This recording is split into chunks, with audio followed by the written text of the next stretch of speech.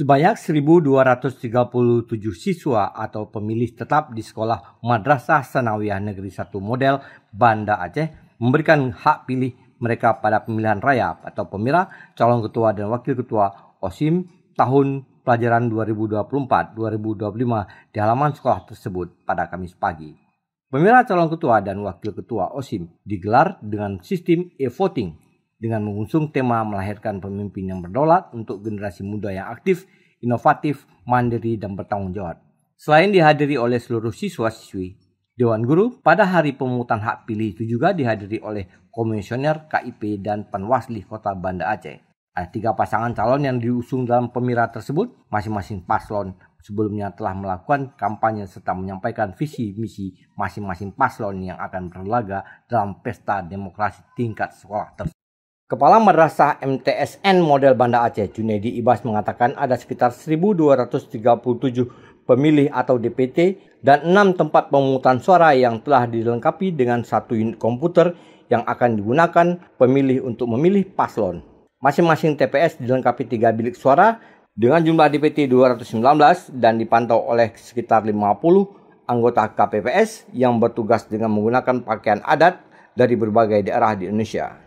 Mana pelaksanaan pemilihan ini dilaksanakan melalui e-voting, yaitu penyampaian hak suara melalui alat elektronik yang sudah disiapkan panitia, itu berupa PC komputer yang masing-masing TPS sudah disiapkan 3 PC komputer.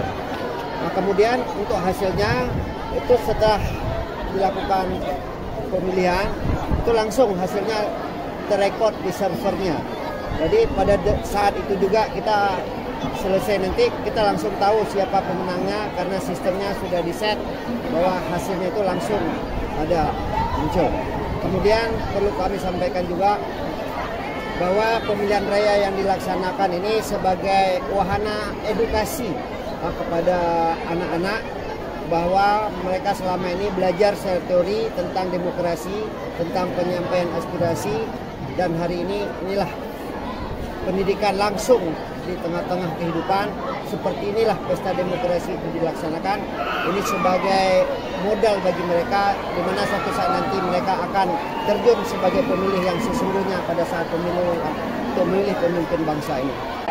Sementara itu, anggota KIP Banda Aceh dari Divisi Sosialisasi Pendidikan Pemilih Partisipasi Masyarakat dan SDM Muhammad Zar mengatakan hal tersebut tentunya sangat menarik untuk sistem yang digunakan pada pemilihan ini. Dan ini bisa menjadi role model untuk jadi pemilihan seperti kepala desa.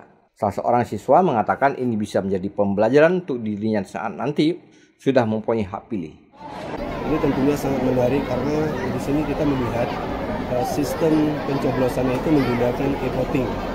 Dan e-voting ini sudah dipersiapkan oleh pihak panitia atau pihak sekolah untuk dalam servernya tentunya, sehingga nantinya setelah pemilihan secara e-voting dan secara rekapitulasinya itu menggunakan server tentunya.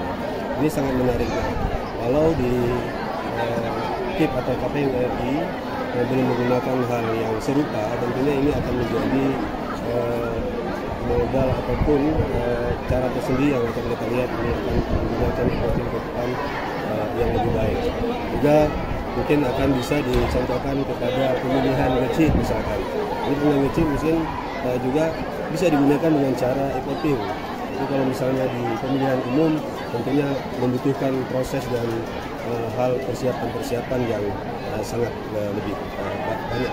Dan sekarang kan kita masih belajar ya buat depannya masih pada masa sekolah kita bisa milih calon presiden 2024 ini. Jadi ketika nanti kita udah masuk 17 tahun ke atas, kita baru bisa memilih calon presiden selanjutnya. Depannya kita udah bisa Dari Banda Aceh, Ala Nurmala melaporkan untuk Puja TV Aceh.